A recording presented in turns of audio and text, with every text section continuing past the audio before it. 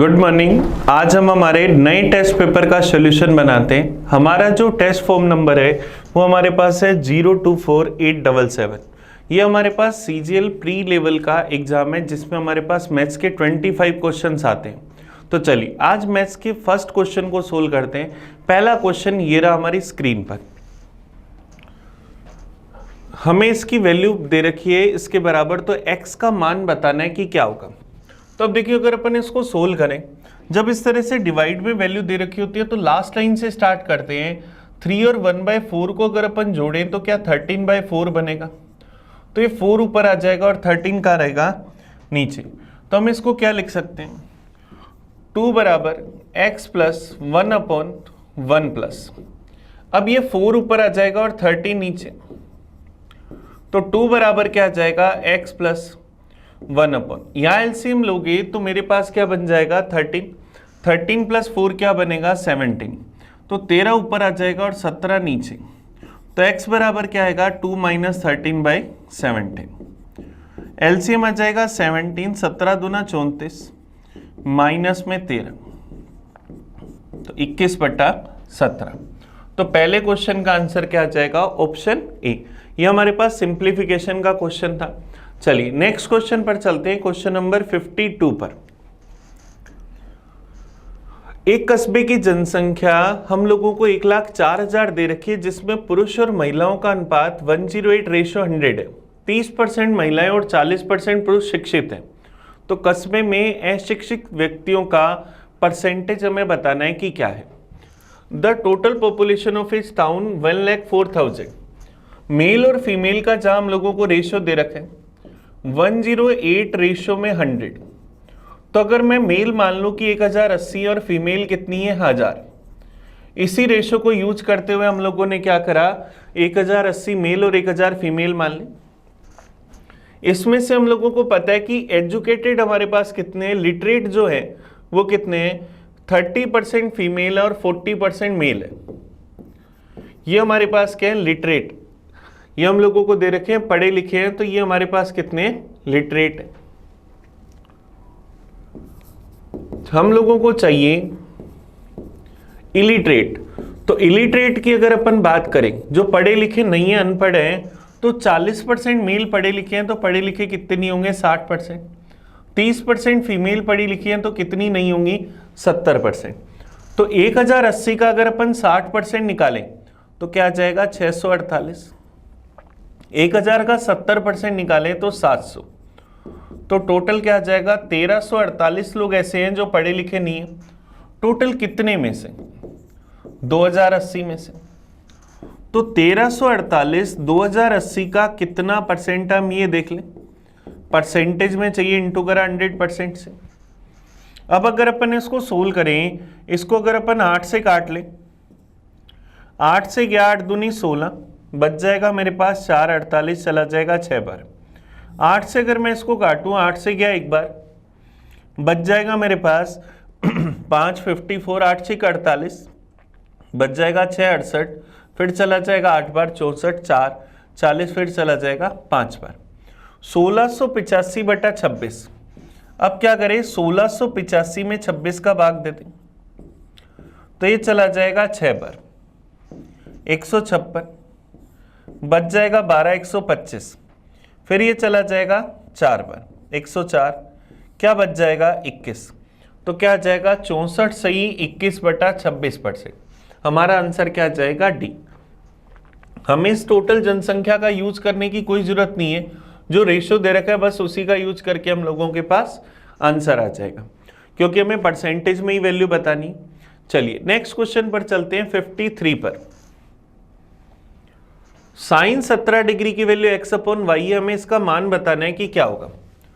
अगर मैं एक राइट एंगल ट्रायंगल बनाऊं, ये अगर 17 डिग्री लेता हूं तो ये x है और ये y, तो ये क्या होगा रूट में y² - x²। और ये एंगल अगर 17 डिग्री तो ये कितना होगा 73 डिग्री।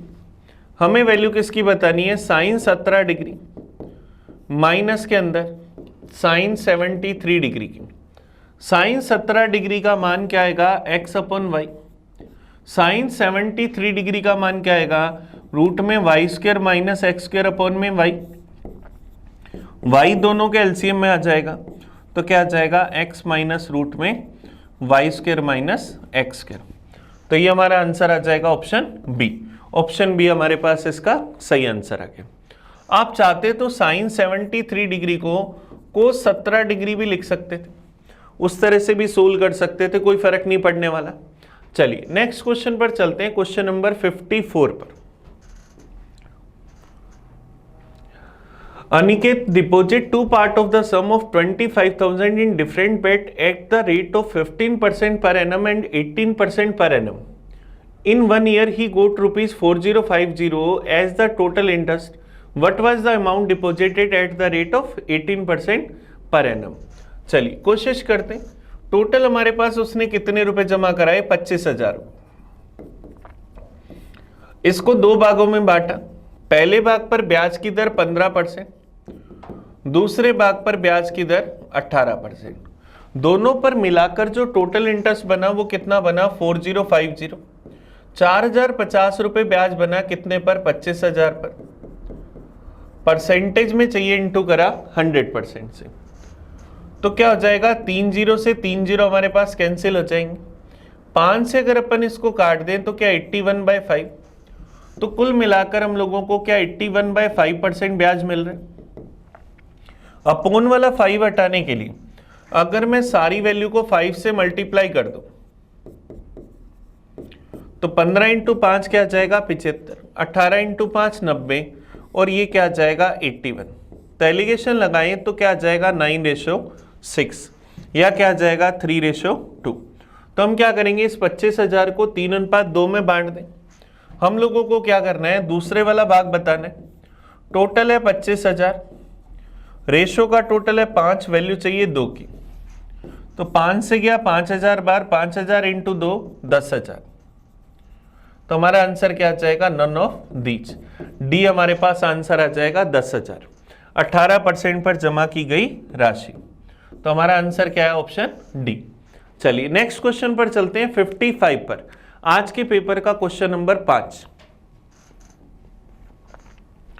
हमें कह रहे एक व्यापार में ए बी से 280 रुपए ज्यादा निवेश करता है। बी अपनी पूंजी 3 महीने के लिए जबकि ए अपनी पूंजी 4 महीने के लिए निवेश करता है। ए को 245 रुपए के कुल लाभ में बी से 55 रुपए ज्यादा प्राप्त हुए, तो व्यापार में कुल कितना निवेश था? अब देखो दो पार्टनर है और बी। टाइम की अगर बात करें तो ए ने अपनी मनी कितने महीने के लिए जमा रखी? 4 महीने के लिए। बी ने अपनी मनी 3 महीने के लिए। अगर टोटल प्रॉफिट है ए और बी का 245 रुपए, इसको बी से 55 रुपए ए को ज्यादा प्राप्त हुए, तो ए और बी का डिफरेंस 55 रुपीज। तो ए को जो प्रॉफिट हो रहा है वो क्या होगा? इन दोनों के टोटल का आधा, 245 प्लस 55, 300/2, 150। बी का प्रॉफिट होगा दोनों के डिफरेंस का आधा, तो क्या आ जाएगा? 95 रुपीज। तो ए और बी के प्रॉफिट का अगर रेशियो निकालें, 5 से काट दें तो क्या 30:19। तो ए और बी के प्रॉफिट का रेशियो हमारे पास क्या है? 30:90। तो यहां से अगर अपन इनकी मनी का रेशियो निकालें तो वो क्या आएगा? Profit upon time. Profit upon time से अगर अपन यहां पर देखें तो मेरे पास प्रॉफिट है 30, टाइम ए का 4, रेशियो में 19/3। तो ये 15/2 अनुपात में 19/3। एग्जैक्ट रेशियो निकालना है, दोनों को 6 से गुना कर दें तो क्या जाएगा? 45:38, क्योंकि ये 2 से गया 3 बार, 3 से गया 2 बार, तो दोनों की मनी का रेशियो क्या आया? 45:38। ये ए और बी की मनी आ गई। अब कह रहे ए ने बी से 280 रुपए ज्यादा निवेश किए थे। रेशियो में दोनों का डिफरेंस कितना है? 7। 7 की वैल्यू 280 रुपए, मुझे टोटल मनी बतानी, तो अपने को टोटल की वैल्यू चाहिए। 280 की वैल्यू रेशियो में 7, हम लोगों को वैल्यू चाहिए 83 की। 7 से ये चला गया 40 पर। 40 को अगर अपन 83 से गुना कर दें तो मेरे पास क्या जाएगा? 0। 4 × 12, कैरी आ जाएगी 1, 8 चौक 32 और 1 3320 रुपए। तो कुल निवेश हमें बताना है कि वो कितना है, 3320 रुपये। तो आंसर क्या आ जाएगा, ऑप्शन सी, ये हमारा आंसर आ जाएगा। ये हमारे पास पार्टनरशिप का क्वेश्चन था जिसके अंदर हमें ए और बी का प्रॉफिट पता है, वहां से हम लोगों ने दोनों का इंडिविजुअली प्रॉफिट निकाल के उसका रेशियो निकाला और टाइम पता था, तो मनी का रेशियो प्रॉफिट अपॉन टाइम। चलिए नेक्स्ट क्वेश्चन पर चलते हैं, क्वेश्चन नंबर 56 पर। हमें कह रहे हैं 4 समान आकार के बर्तनों में पानी और सिप्रिट का मिक्सचर है। सिप्रिट की मात्रा चारों बर्तनों में क्रमशः इतने इतने % है। चारों बर्तनों के मिक्सचर को मिला दिया जाए तो बने नए मिक्सचर में सिप्रिट और पानी का अनुपात बताना है कि क्या होगा। अब 4 समान आकार के बर्तन है हमारे पास, 4 वेसल्स हैं, जिनके अंदर हमारे पास सिप्रिट का जो रेशियो है वो हम लोगों को दे रखा है परसेंटेज। पहले वाले में हमें दे रखा है 60%, फिर देगा 70%, 75% और 80%। तो इसमें अगर अपन पानी चेक करें सब में, तो यहाँ पानी 40%, यहाँ 30%, यहाँ 25% और यहाँ 20%। इन सब का अपन एडिशन कर दें, सिप्रिट में सिप्रिट मिला दें और पानी में पानी मिला दें, तो मेरे पास ये क्या आ गया, 5, 7 दूनी 14, 6 20 और 28, 285 सिप्रिट आ गया। तो मेरे पास पानी कितना आ जाएगा, 40, 90 और 110 और 115।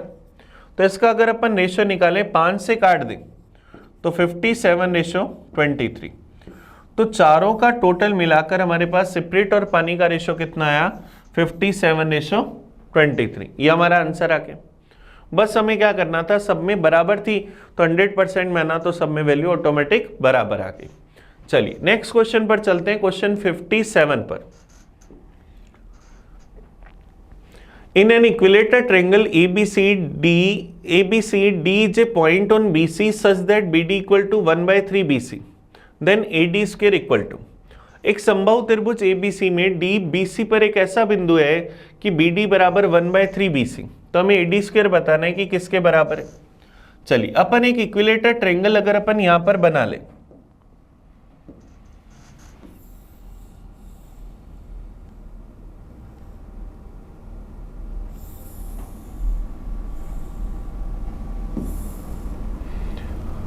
ये हम लोगों ने क्या करा, एक यहां पर ट्रायंगल बना ली,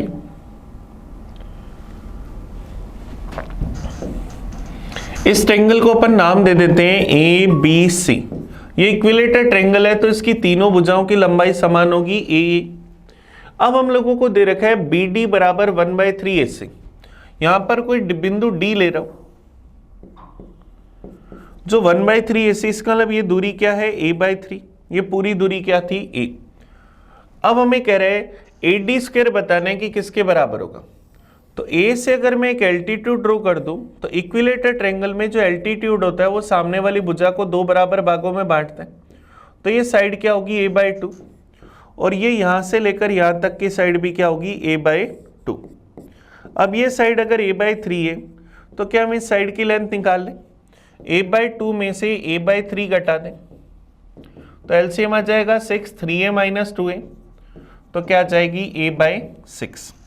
तो ये मेरे पास जो बिंदु है, इस पॉइंट को अगर मैं नाम P दे दूं तो DP की दूरी क्या आई, A/6।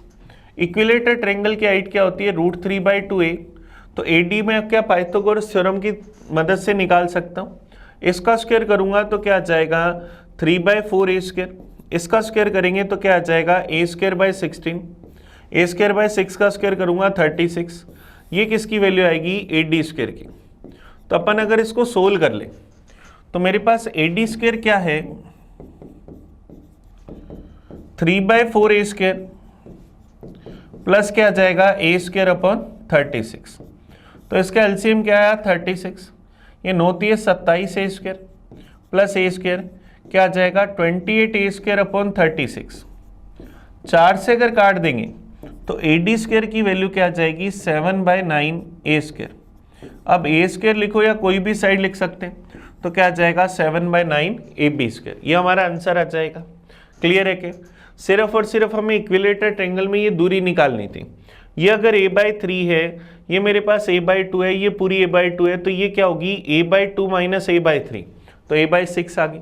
इसकी मदद से हमारा आंसर आ गया। और ये कई लोग ये थ्योरम याद भी रखते हैं, ये अलग से एक थ्योरम भी बनती है। चलिए नेक्स्ट क्वेश्चन पर चलते हैं, क्वेश्चन नंबर 58 पर। 58 ये रहा हमारी स्क्रीन पर।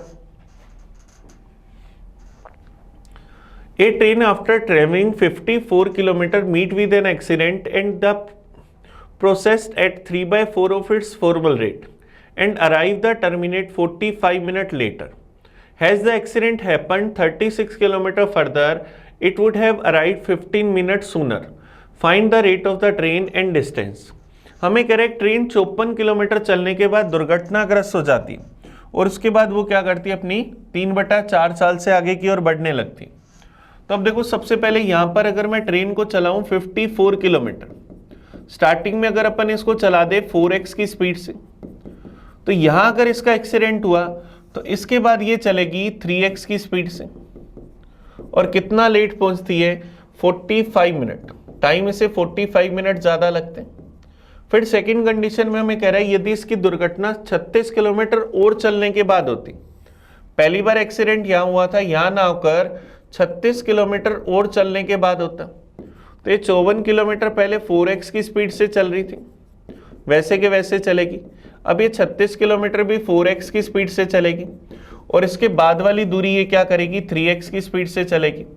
तो पहले से क्या हुआ, 15 मिनट देरी से पहुंचती, तो हमें कह रहे हैं चलने के बाद होती तो ट्रेन 15 मिनट ही देरी होती, इसका मतलब ट्रेन का टाइम सिर्फ 15 मिनट लेट होता।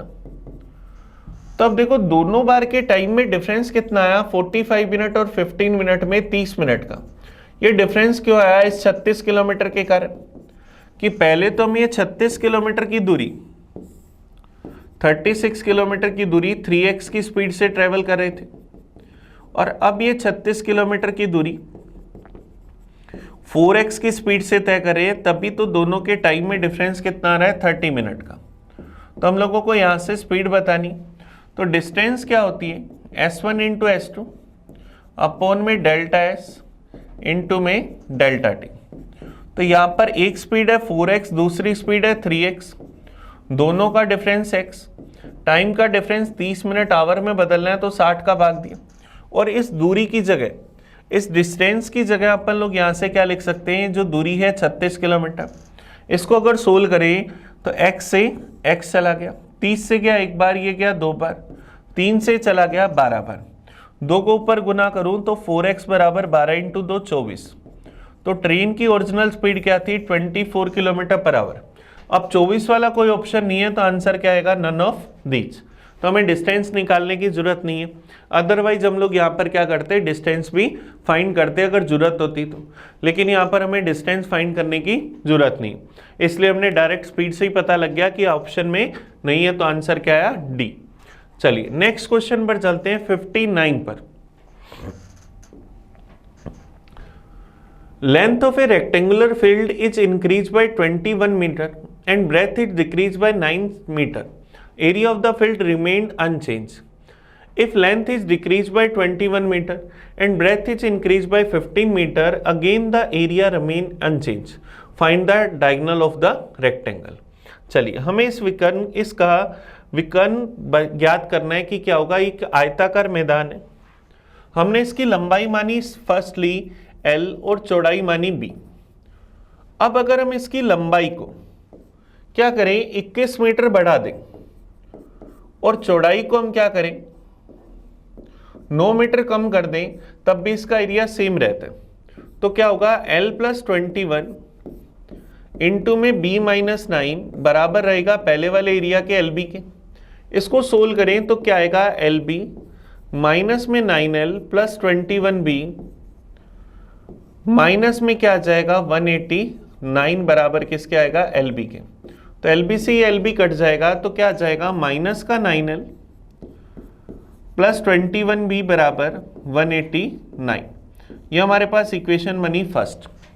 अब सेकंड हमें कह रहे हैं कि अगर हम इसकी लंबाई को 21 मीटर घटा दें, थर्ड कंडीशन में हमें दे रहा है कि लंबाई को अगर 21 मीटर कम कर दें और चौड़ाई को हम लोग क्या करें, 15 मीटर अगर बढ़ा दें, तब भी इसका एरिया क्या रहता है, सेम रहता है। तो L माइनस 21 इंटू के अंदर B प्लस 15 ये बराबर होगा इसके एरिया के LB के। तो यहां से क्या आएगा, L into B plus 15L minus में 21b, 21 और 15 को अगर गुना कर देंगे तो माइनस में क्या आ जाएगा 315 बराबर LB के। तो LB से LB कट जाएगा, तो सेकेंड इक्वेशन क्या बनेगी 15L माइनस में 21B बराबर 315। ये सेकेंड इक्वेशन बनी। हमारे पास L और B की टर्म में दो इक्वेशन बन गई। इन दोनों इक्वेशंस को सोल्व करके अपन क्या L और B का मान निकाल लें। अगर मैं इन दोनों इक्वेशंस को ऐड करूं तो ये कट जाएगा, माइनस का 9L प्लस 15L क्या बचेगा 6L। यहां से इन दोनों को ऐड करेंगे तो मेरे पास क्या आ जाएगा 504। तो L का मान क्या आ जाएगा 8 6 48, 2 24 चला जाएगा 4 बार। L की वैल्यू अगर 84 आई, अब मुझे B का मान निकालना है तो किसी भी एक इक्वेशन में रख दूं। तो सेकेंड वाली इक्वेशन में अगर मैं पुट कर दूं तो 15 इंटू L, तो 840 और 420 1260 माइनस 21B बराबर क्या 315। तो यहां से 21B बराबर क्या आ जाएगा 1260 में से 315 घटा देंगे तो क्या आ जाएगा 945। तो B का मान 21 चौक 84 बच जाएगा, 10 फिर चला जाएगा 5 बार। B की वैल्यू क्या आई 45। अब हमें पता है रेक्टेंगल की लंबाई चौड़ाई हमें पता है, तो उसका विकर्ण जो होगा डायगोनल जो हमारे पास होगा वो हमारे पास क्या होगा रूट में L square plus B square.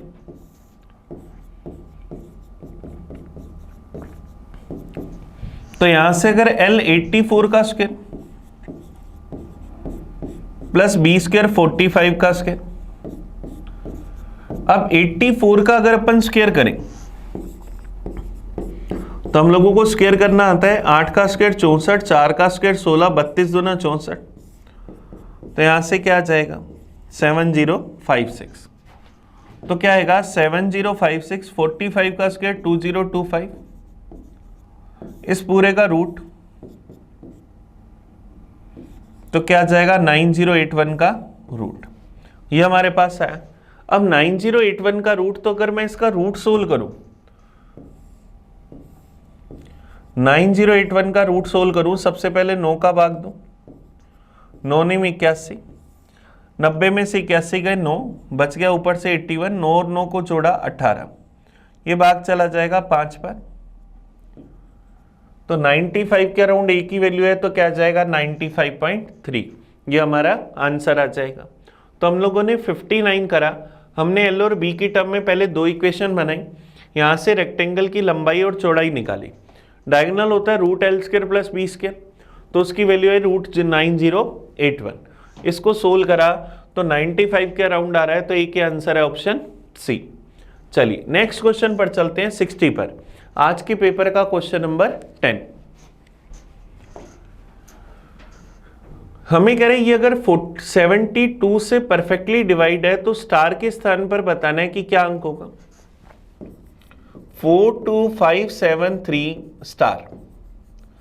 अब अगर ये 72 से डिवाइड है तो 72 होता है 8 इंटू 9, तो 8 का रूल चेक करें तो लास्ट के 3 डिजिट में 8 का भाग दें, 8 निम 72,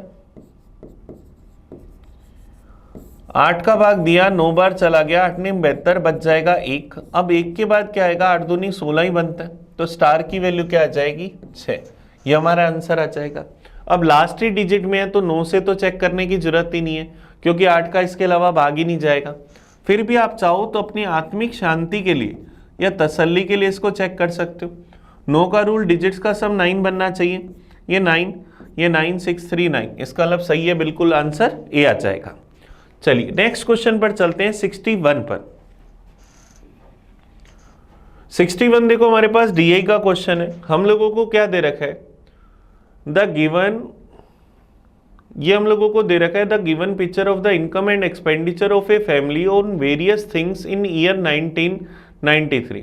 study the below given histogram and answer the question. ये हम लोगों की एक फैमिली की इनकम का डिस्ट्रीब्यूशन दिखा रखा है 1993 में परसेंटेज में। हमें क्या करना है, भोजन पर व्यय की गई राशि आय का कितना परसेंट है। भोजन पर अगर अपन देखें तो हमने कितना परसेंट खर्च करा 20%, तो इनकम का कितना हो गया 20%। पहला क्वेश्चन तो डायरेक्ट देखते ही हमारा आंसर आ गया। चलिए नेक्स्ट क्वेश्चन पर चलते हैं 62 पर। इसी डीआई का क्वेश्चन है। कपड़ों पर व्यय की गई जो राशि है, आय का प्रतिशत बचत पर आय के प्रतिशत से कितना अधिक है। कपड़ों पर हमारा खर्चा है 15%, ये हम लोगों को बताना है। बचत का कितना है 12.5%, दोनों का डिफरेंस कितना है 15 और 12.5% का 2.5%। तो आंसर क्या जाएगा, ऑप्शन बी। ऑप्शन बी आ जाएगा 2.5% अधिक है, कपड़ों का खर्चा बचत से 2.5% ज्यादा है। चलिए नेक्स्ट क्वेश्चन पर चलते हैं 63 पर। यदि वर्ष 1993 में परिवार की कुल आय जो हम लोगों को दे रखी है वो 1 लाख थी, तो 1993 में परिवार की कुल बचत बतानी है कि क्या होगी। बचत कितनी है 12.5%। इनकम अगर 1 लाख है तो इसका 12.5% हमारी सेविंग है, तो 1 लाख का 12.5% अगर अपन निकालें तो क्या आ जाएगा 12,500 रुपये। तो ये हमारा आंसर आ जाएगा ऑप्शन सी, 12,500 रुपये हमारे पास इस क्वेश्चन का आंसर आ जाएगा। चलिए नेक्स्ट क्वेश्चन पर चलते हैं, क्वेश्चन नंबर 64 पर। डीए के तीनों क्वेश्चन ही बढ़िया इजी से थे। देखो 64 हमें क्या करे, A B and C can individually complete a task in 24, 20 and 18 days respectively. हम लोगों को एबीसी का टाइम दे रखा है, सबसे पहले इसकी मदद से हम टोटल वर्क एफिशिएंसी निकाल लें। एबीसी किसी काम को 24 दिन में, 20 दिन में और 18 दिन में कर सकते हैं। तो सबसे पहले हम लोगों को यहां से टोटल वर्क निकालना है, तो टोटल वर्क क्या आ जाएगा 360। ए की एफिशिएंसी क्या आ जाएगी 15, बी की एफिशिएंसी क्या आ जाएगी 18 और सी की एफिशिएंसी क्या आ जाएगी 20। फिर हमें क्या करें, बी और सी काम स्टार्ट करते हैं और वे 6 दिन काम करने के बाद उसे छोड़ देते हैं। शेष काम ये अकेला कितने समय में करेगा। हमें कह रहे बी और सी ने मिलकर काम स्टार्ट करा और बी और सी ने मिलकर काम करा 6 दिन तक, उसके बाद इन्होंने छोड़ दिया, तो बचा हुआ काम हम लोगों को बताना है कि ए अकेला कितने समय में करेगा। बी और सी मिलकर रोज कितने पेड़ लगाते हैं 38, तो 38 पेड़ लगाते हैं, तो 6 दिन में कितने पेड़ लगा देंगे 8 6 48 4 228 पेड़। 360 में से अगर 228 पेड़ लग गए तो लगाने वाले कितने पेड़ बचे 360 माइनस 228 132। 132 पेड़ कौन लगाएगा ए रोज कितने पेड़ लगाता है 15, तो इसको काम को करने में कितना टाइम लेगा, टोटल वर्क अपॉन एफिशिएंसी 132/15।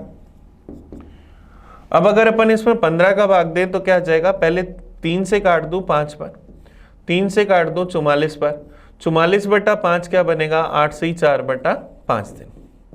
तो इस काम को कितने दिन में कर देगा 8 से 4/5 दिन में। ये हमारा आंसर आ गया। चलिए ये टाइम एंड वर्क का बड़ा इजी सा क्वेश्चन था। नेक्स्ट क्वेश्चन पर आते हैं, क्वेश्चन नंबर 65 पर। आज के पेपर का question number 15। 2 sin a plus cosec a बराबर 2√2। a 0 से 90 डिग्री के बीच में, तो हमें इसका मान बताना है कि क्या होगा। अब देखो 2 sin a plus cosec a बराबर क्या है 2√2।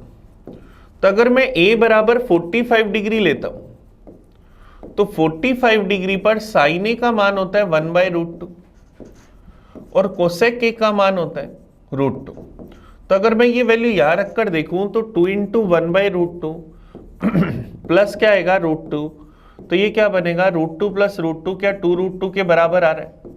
इसका मतलब एक ही जगह हम क्या यूज कर सकते हैं 45 डिग्री, और एक ही जगह अगर 45 डिग्री यूज कर सकते हैं तो हमें क्या बताना है 2 × sin 4a plus cos 4a, इसका मान बताना है कि क्या होगा।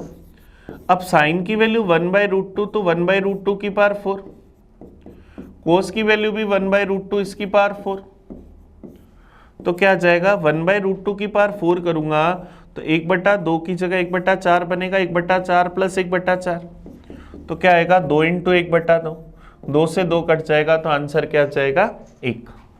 तो हमारा आंसर क्या जाएगा ऑप्शन बी। ऑप्शन बी हमारे पास इसका सही आंसर आ जाएगा। चलिए नेक्स्ट क्वेश्चन पर चलते हैं, क्वेश्चन नंबर 66 पर। ये हमारे पास हमारा टिग्नोमेट्री का क्वेश्चन था, साइन और कोसेक और कोस से रिलेटेड। नेक्स्ट क्वेश्चन देखते हैं 66 देखो हम लोगों को क्या दे रखा है, हम लोगों को दे रखा है a प्लस बी माइनस 2 का स्क्वायर प्लस बी प्लस सी माइनस 5 का स्क्वायर प्लस सी माइनस ए माइनस 5 का स्क्वायर बराबर 0 है, तो इसका मान बताना है कि क्या होगा। और इंग्लिश वाली टर्म में देखो ध्यान देना, स्पेशली ये स्क्वायर यहाँ से मिसिंग है, तो मैं इसका स्क्वायर लगा देता हूँ। इन तीनों के स्क्वायर का सम 0 है, इसका मतलब ये तीनों इंडिविजुअली किसके बराबर होंगे, 0 के। तो a प्लस बी माइनस 2 बराबर 0, तो a प्लस बी बराबर 2, b प्लस सी माइनस 5 बराबर 0, तो b प्लस सी बराबर 5, c प्लस ए माइनस 5 बराबर 0, तो c प्लस ए बराबर 5। अगर इन तीनों को मैं ऐड करूं तो मेरे पास क्या आएगा, 2a plus 2b plus 2c बराबर क्या आएगा, 12। तो a प्लस बी प्लस सी का मान क्या आएगा, 12/2, तो 6। a प्लस बी प्लस सी का टोटल 6 आया।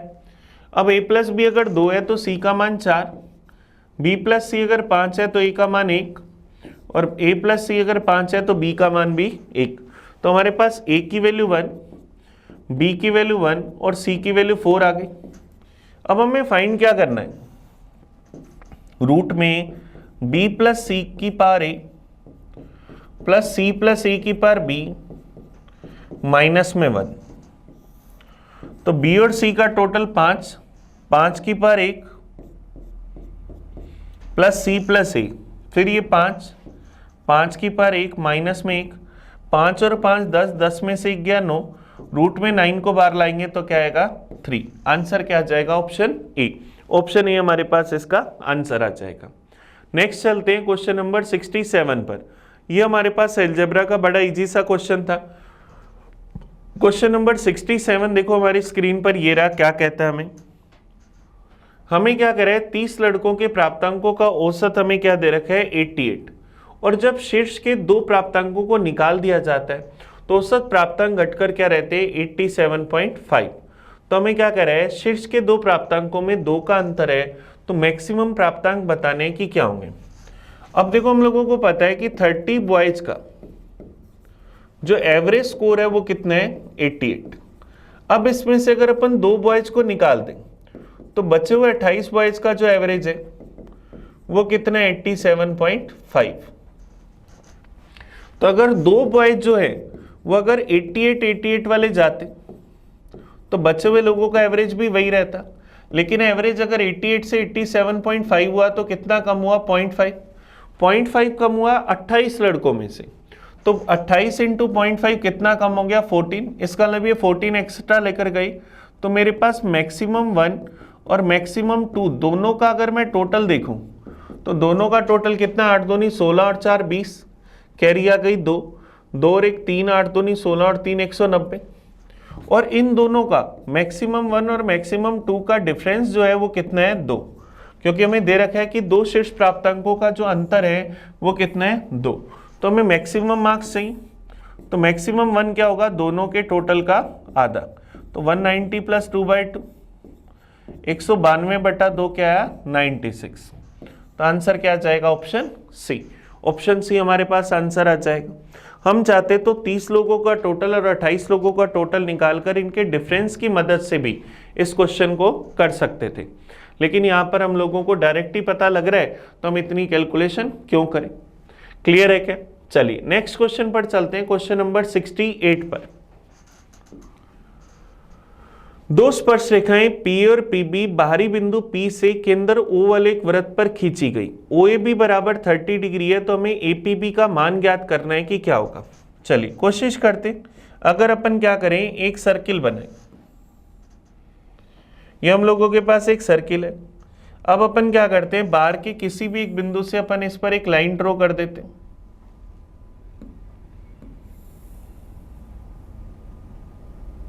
ये हम लोगों ने क्या करा, बाहर से इस पर 2 स्पर्श रेखाएं खींच ली। हम लोगों को क्या कह रहा है, बिंदु P से हमने PA और PB 2 स्पर्श रेखाएं खींची। सर्किल का सेंटर हम लोगों को क्या दे रखा है, O। OAB बराबर OAB, ये वाला एंगल जो है वो हम लोगों को कितना दे रखा है, 30 डिग्री। तो हमें एंगल कौन सा बताना है, APB। ये P वाला एंगल बताना है कि क्या होगा। चलिए कोशिश करते। इसको अगर मैं यहाँ से मिलाऊं तो ये एंगल क्या, 90 डिग्री। ये एंगल 90 डिग्री, ये 30 डिग्री, तो ये सेंटर वाला कितना, 60 डिग्री। अब ये 60 डिग्री और ये पूरा कितना होता है, 90 डिग्री। तो ये कितना बना 30 डिग्री, और ये 30 डिग्री, तो ये पूरा कितना हुआ 30 डिग्री, और तो 30 + 30 क्या हो गया 60 डिग्री, ये हमारे पास आ जाएगा। क्योंकि हम लोगों को पता है ये लाइन यहाँ 90 डिग्री का कौन बनाएगी, ये 90 ये 30 तो ये 60, ये 60 ये 90 तो ये 30, तो हमारा आंसर क्या गया ऑप्शन सी। चलिए नेक्स्ट क्वेश्चन पर आते हैं, क्वेश्चन नंबर 69 पर।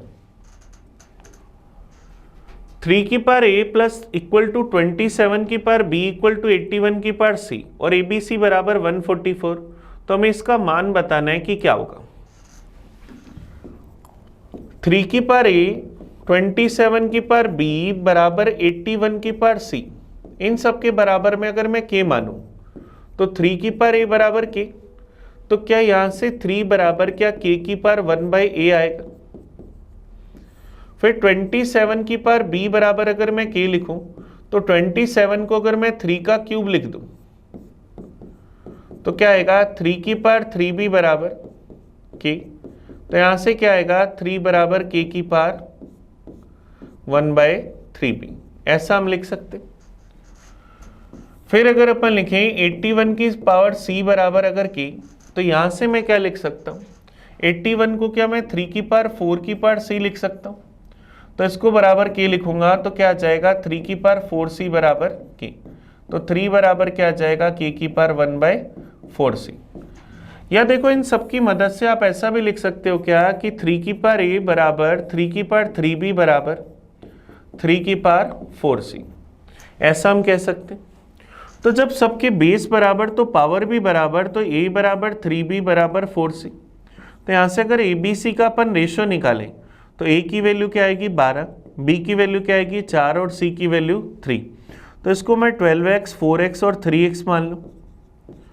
तो इन तीनों का मल्टीप्लाई abc की वैल्यू क्या है 144, तो अगर मैं एक ही जगह रखूँ 12x, यहाँ 4x और यहाँ 3x, तो मेरे पास ये अगर 144 बना तो क्या आ जाएगा 144 x क्यूब बराबर 144, तो x क्यूब बराबर 1, तो इसका मतलब x की वैल्यू 1, तो इसका मतलब ये नंबर्स क्या थे 12, 4 और 3 थे। हम लोगों को वैल्यू किसकी बतानी है 12 into 1/a plus 1/2b plus 1/5c, इसका मान बताना है। तो a की जगह मैं क्या रख सकता हूँ 12, b की जगह अगर 4 रखूंगा तो 4 दूनी 8, और c की जगह अगर 3 रखूंगा तो 5 दिए 15, तो मेरे पास यहाँ से क्या आ जाएगा 12 गुना के अंदर इसका एलसीएम क्या 120 आ जाएगा, तो मेरे पास यहाँ क्या आ जाएगा 10, फिर यहाँ 8 से क्या आ जाएगा 15 और ये क्या आ जाएगा 8, तो क्या हो जाएगा 12 गुना 15 और 8 23 और 10 33/120, 12 से 12 कट जाएगा तो क्या आ जाएगा 33/10, तो 33/10 हमारा क्या आ जाएगा आंसर, 33/10 हमारे पास इसका आंसर आ गया। तो हम लोगों ने बस इनकी पावर को इक्वल रखा और उससे हमारा आंसर आ गया। चलिए नेक्स्ट क्वेश्चन पर चलते। ये हम लोग जो कर रहे थे इसमें हमें k मानने की अब जरूरत नहीं रही, क्योंकि k को अपन कंपेयर करते तो वो हमारे लिए उतना ही थोड़ा सा लेंथी हो जाता। क्वेश्चन नंबर 70 पर चलते। क्वेश्चन नंबर 70 देखो हमें क्या कह रहे हैं, कोई दुकानदार एक वस्तु की कीमत को इस प्रकार से अंकित करता है कि 22% का डिस्काउंट देने के बाद भी उसे 11% का लाभ मिलता है। यदि अंकित मूल्य 888 रुपये है तो हमें बताना है उस वस्तु का क्रय मूल्य कितना है। तो देखिए ध्यान देना, आप लोग जानते हो कि MRP अपॉन CP बराबर 100 प्लस माइनस प्रॉफिट या लॉस अपॉन में 100 माइनस डिस्काउंट। तो MRP हम लोगों को कितना दे रखा है 888 रुपये, हम लोगों को कह रहा है कि 11% का लाभ होता है, तो 100 प्लस 11 क्या आ जाएगा 111, डिस्काउंट कितना देता है 22% का, 100 माइनस 22 क्या आएगा 78, हमें उसका कॉस्ट प्राइस बताना है। तो ये 111 से क्या एक बार ये क्या 8 बार क्रॉस मल्टीप्लाई करा तो CP बराबर क्या 78 इंटू 8, तो 8 8 64 क्या आ जाएगा 6, 8 7 56 और 6 क्या आ जाएगा 62, तो कॉस्ट प्राइस कितना आ जाएगा 624 रुपये। तो हमारा आंसर क्या आ जाएगा ऑप्शन नंबर सी, ये हमारे पास आंसर आ जाएगा। अगर प्रॉफिट लॉस की बात करी जाए तो ये सबसे important formula MRP upon CP बराबर 100 प्लस माइनस प्रॉफिट या लॉस अपॉन 100 माइनस डिस्काउंट, क्योंकि इसकी मदद से बहुत सारे क्वेश्चन हो जाते हैं और आप लोगों ने देखा होगा हमने लगभग हर पेपर में कोई ना कोई क्वेश्चन इसकी मदद से करा है। तो आपको ये हमेशा स्पेशली याद रखना है और ये टाइम भी बड़ा हमारा बचा देता है। नेक्स्ट क्वेश्चन पर आते हैं 71 पर। अभी तक हम लोगों ने पेपर के क्या करे 20 क्वेश्चन कर लिए, 71 पर आते हैं। देखो क्या करें, एक छात्र को 4 किलोमीटर पर आवर की स्पीड से घर से स्कूल जाने में 1.25 आवर्स लगते हैं। स्कूल से घर तक की वही दूरी 25% तक कम समय में तय करने के लिए उसे अपनी स्पीड को कितने % से बढ़ाना होगा। तो अब देखो हमें पता है कि वो जो दूरी है वो डिस्टेंस क्या है, कांस्टेंट, और जब डिस्टेंस कांस्टेंट होती है तो स्पीड और टाइम इनवर्सली प्रोपोर्शनल होते हैं।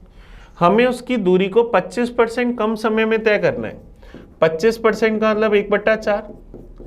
तो अगर हम लोगों का टाइम ओरिजिनलिटी में 4 था तो अब हमें उस टाइम को 1 कम करना है, इसका मतलब कितना करना है, 3 करना है। तो टाइम का रेशो अगर 4:3 तो स्पीड का रेशो क्या होगा, 3:4। स्पीड को 3 से 4 करेंगे तो कितना बढ़ाएंगे, 1। किससे, 3 से। परसेंटेज में चाहिए इंटू करा 100% से, और 1/3 की वैल्यू 33 से 1/3%। तो हमें उसकी स्पीड को 33 से 1/3% बढ़ाना पड़ेगा। ये हमारा आंसर आ गया। ये जो हमें उसकी स्पीड दे रखी है या यहाँ में जो टाइम दे रखा है उसका हमें कोई यूज नहीं करना, उसके बिना ही हम लोगों का डायरेक्ट आंसर आ गया। नेक्स्ट चलते हैं क्वेश्चन नंबर 72 पर। एक शहर की जनसंख्या पहले साल में 30% बढ़ी, अगले साल 15% कम हो गई। यदि उसकी वर्तमान जनसंख्या इतनी है तो 2 साल पहले वहां की जनसंख्या बतानी कि क्या थी। पहले जनसंख्या को 30% से बढ़ाया गया, फिर उसको क्या करा गया, 15% से कम कर दिया। 30% से बढ़ाने का मतलब 3/10 से बढ़ाया, 15% से घटाने का मतलब 3/20 से कम कर दिया। तो 3/20 से यहाँ पर कम कर दिया। तो इसका मतलब ओरिजिनलिटी में अगर जनसंख्या 10 थी, 3 से बढ़ाई तो कितनी हुई, 13। फिर जनसंख्या 20 थी, 3 से कम हो गई तो कितनी हो गई, 17। तो ओरिजिनलिटी में उसकी जनसंख्या कितनी थी, 20 × 10 200। बाद में क्या हो गई, 17 × 13, तो 170 और 51 हमारे पास कितना आ जाएगा, 221। बाद वाली जनसंख्या हम लोगों को क्या दे रखी है, 11,050। हमें उसकी 2 साल पहले की जनसंख्या चाहिए, तो 200 की वैल्यू चाहिए। तो 11,000 जो 50 है वो 221 की वैल्यू, हम लोगों को वैल्यू किसकी चाहिए, 200 की। अब 221 से अगर काटो इसको, ये गया एक बार, ये गया 50 बार, 50 × 200 क्या आ जाएगा, 10,000। तो उसकी इनिशियली जनसंख्या कितनी थी, 10,000। ये हमारा आंसर आ जाएगा। ये हमारे पास पॉपुलेशन का बड़ा इजी सा क्वेश्चन है जिसको हम लोगों ने सक्सेसिव चेंज की मदद से कर लिया। चलिए नेक्स्ट क्वेश्चन पर आते हैं, क्वेश्चन नंबर 73 पर। हम लोगों को करे plus mean minus, minus means plus, into means divide and divide means into, then the value of this. हमें इसकी वैल्यू बतानी है कि क्या हो। तो अपन क्या करते हैं, जैसे जैसे उसने कहा साइन चेंज करते हैं। 30 इंटू में 5 था तो इंटू की जगह हम क्या यूज कर रहे हैं, इंटू की जगह हम लोग यूज कर रहे हैं डिवाइड। प्लस की जगह क्या यूज कर रहे हैं, माइनस। फिर 84 इंटू था तो उसकी जगह डिवाइड में 6, डिवाइड की जगह इंटू यूज कर रहे हैं 5, अपॉन में 2/3। डिवाइड के अंदर 18 है, डिवाइड की जगह हम क्या यूज कर रहे हैं, इंटू 18।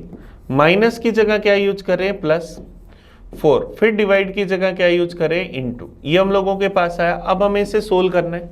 30/5 क्या बनेगा, 6। 84/6 अगर अपन देखें तो क्या बन जाएगा, 14। इंटू में क्या आएगा, 5। डिवाइड 3 से क्या, 6 बार 6 दूनी 12, प्लस क्या आ जाएगा, 4 दूनी 8। तो 6 - 14 माइनस का 8 गुना में 5/20। 5 से क्या, 4 बार, -8/4 माइनस का 2। तो आंसर क्या आ जाएगा, ऑप्शन सी। ये हमारे पास आ जाएगा। अगर हम साइन चेंज करना, कोई भी अगर एक साइन चेंज करना भूल जाए तो हमारा आंसर क्या हो जाएगा, गलत हो जाएगा। तो हमें हमेशा स्पेशली ध्यान रखना है, जिसको चेंज करना है पहले चेंज करो, फिर अपने क्वेश्चन के आंसर पर आ जाओ। चलिए नेक्स्ट क्वेश्चन पर चलते हैं, 74 पर। एक समबाहु त्रिभुज का एरिया 36√3 है, तो त्रिभुज का परिमाप बताना है कि क्या होगा। इक्विलेटर ट्रायंगल का एरिया हमारे पास क्या होता है, √3/4 इंटू ए स्क्वायर। तो इसकी वैल्यू हम लोगों को क्या दे रखी है, 36√3। तो √3 से √3 कट जाएगा तो ए स्क्वायर की वैल्यू क्या, 4 इंटू 36। तो ए की वैल्यू क्या आ जाएगी, 2 इंटू 6 12। अब अगर उसकी भुजा 12 सेंटीमीटर है तो हमें उस ट्रायंगल का अगर पेरीमीटर बताना है तो हमारे पास पेरीमीटर क्या होता है, 3। किसी भी त्रिभुज का परिमाप तीनों भुजाओं का योग, तो 3 गुना 12 क्या आ जाएगा, 36। तो परिमाप क्या आ जाएगा, 36 सेंटीमीटर। ये हमारा आंसर आ जाएगा ऑप्शन डी। 74 का आंसर क्या आ गया, ऑप्शन डी आ गया। चलिए नेक्स्ट क्वेश्चन पर आते हैं, 75 पर। आज के पेपर का हमारा लास्ट क्वेश्चन कह रहे, जब ब्याज का वार्षिक और 6 आधार पर भुगतान किया जाता है तो ₹7800 पर 8% वार्षिक ब्याज की दर से 1 साल के चक्रवृद्धि ब्याज का अंतर बताना है कि क्या होगा। प्रिंसिपल देखो हम लोगों को दे रखा है 7800, रेट हम लोगों के पास है 8%, टाइम है 1 ईयर। हम अब एक बार इसकी कैलकुलेशन कर रहे हैं ईयरली, तो ईयरली कैलकुलेशन करेंगे, रेट 8% रहेगी, टाइम 1 ईयर रहेगा, तो CI परसेंटेज क्या बनेगा, 8%। लेकिन अगर हाफ ईयरली कैलकुलेशन करें तो हाफ ईयरली कैलकुलेशन के अंदर रेट क्या हो जाती है, आधी, तो रेट आधी हो जाएगी तो 4%, टाइम हो जाता है डबल, इसका मतलब टाइम कितना, 2 साल। तो 4% से 2 साल का CI परसेंटेज क्या बनेगा, 8.16%। तो हाफ ईयरली और ईयरली CI परसेंटेज का जो डिफरेंस है वो हमारे पास कितना आया, 0.16%। अब 0.16% हमें किसका मिलेगा, 7800 का। तो अगर हम 7800 का 0.16% निकाल लें तो 7800 का मतलब मल्टीप्लाई 0.16 परसेंटेज हटाया बटा में 100, ये 2 0 से 2 0 कैंसिल, फिर से ये पॉइंट अगर हटाओगे तो बटा में 100 आ जाएगा। तो 78 को अगर अपन 16 से गुना कर लें तो क्या आ जाएगा, 8 6 48, 8 कैरी आ गई 4, 7 6 42 और 8 50 और 4 54, कैरी आ गई 5, 7 और 5 12, 100 का भाग दूंगा तो क्या आ जाएगा, 12.48 रुपीज। तो दोनों का डिफरेंस कितना आया, 12 रुपये 48 पैसे। ये हमारा आंसर आ गया। तो हम लोगों के पास ये क्वेश्चन था CI का, ईयरली और हाफ ईयरली कैलकुलेशन का। चलिए आज के पेपर के हमने पूरे 25 क्वेश्चंस का एनालाइज करा। आप इन क्वेश्चंस को बढ़िया से देखना, इसमें कहीं भी कोई डाउट आए तो मुझे कमेंट करके बताना, मैं आपको उसका रिप्लाई करूंगा। तो हम मिलेंगे अगले पेपर में नई वीडियो में नए सॉल्यूशन के साथ। तब तक पढ़ते रहें। Thank you.